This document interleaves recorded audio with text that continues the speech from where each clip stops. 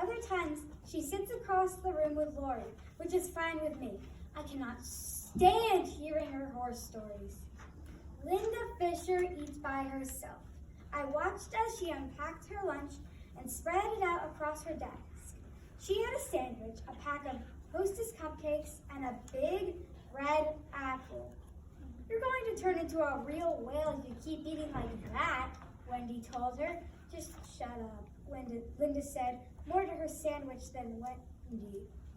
Well, listen to that, I said. Blubber told Wendy to shut up. Can you imagine?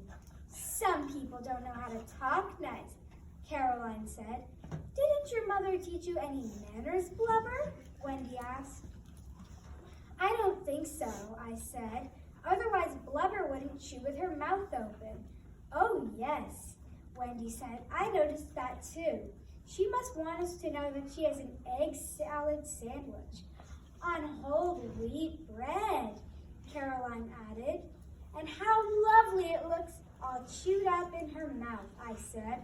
I guess that's why she decided to report on the whale. She has a lot in common with them. I was beginning to enjoy myself. Blub, blub, blub. Wendy made this funny noise. Linda took her cupcakes and stuffed them back into her lunch bag. She stood up and headed for the trash basket, but Wendy stopped her before she could throw anything away. You can't waste those beautiful cupcakes, Blubber. I'll take them, Robbie Winters called. Wendy grabbed the bag out of Linda's hand, took out the package of cupcakes, and threw it across the room to Robbie. He tossed it to Bill, who passed it to Michael. Michael ate one. The other cupcake was squashed by that time, but Erwin stuffed it into his mouth anyways. Linda went back to her desk. Wendy followed her. Oh, look! Blubber has a shiny red apple. She held it up for the class to see. Then she put the apple on top of her head and paraded around the room. Michael stood on his desk and yelled, I'm William Tell. Who's he? Lori asked. The guy who shot the apple off his kid's head, dummy. Michael pretended to pull back a bow and aim an arrow at Wendy's head. Help! Oh, help! Wendy cried, racing around the room, holding the apple on her head with one hand. Help is on the way, I called, taking my shoe off and throwing it at Michael. It hit him in the leg. He picked it up and ran to the window.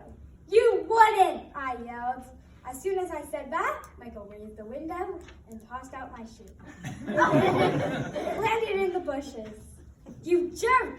You absolute idiot! I'll fix him, Jill, Wendy called, firing the apple at Michael.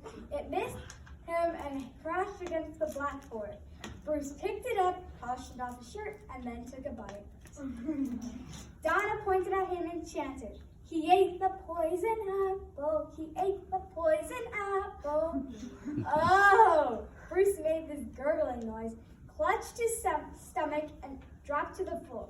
He rolled over and played dead while the rest of us circled around him singing, The worms crawl in, the worms crawl out. They eat your guts and they spit them out. It's much too noisy in here. Mrs. Horvath stood in our doorway with her hands on her hips. She's in charge of us during lunch. She's called a lunch teacher, but really, she's more like a policewoman, patrolling the halls and sticking her head in and out of classrooms. We shut up in a hurry and scrambled back to our desks. What is that? She asked, spying the apple on the floor. Nobody answered. To whom does this apple belong? We all looked at Linda. Well, Mrs. Horvath said, It's mine, Linda told her in a very weak voice. Food does not belong on the floor, Mrs. Horvath shouted. I know, Linda said. Then why is it there? Linda didn't say anything. Do you want me to report you to Mr. Nichols? No. Then pick up that apple this instant. Linda hurried to the front of the room picked up the apple and dumped it into the trash basket. That's better, Mrs. Horvath said. Now get into your jackets and go outside. Great job, Dave.